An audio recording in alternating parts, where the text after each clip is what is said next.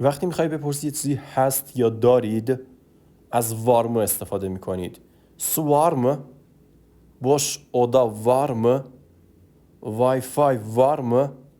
Taksi var mı? Bilet var mı? جای خالی istiyorum یعنی میخوام. Ekmek istiyorum. Su istiyorum. Kahve istiyorum.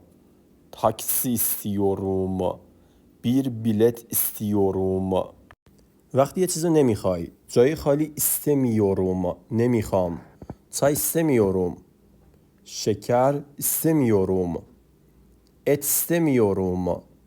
Bunu istemiyorum. başka bir şey istemiyorum.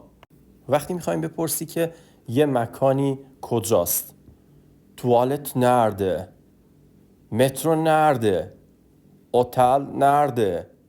eczane nerede؟ تاکسی durağı nerede؟ وقتی میخوای آدرس بپرسی میخوای بگی فلان جا چطور میتونم برم. nasıl gidebilirim؟ از این استفاده میکنی. تاکسime nasıl gidebilirim؟ Ayasofya'ya nasıl gidebilirim?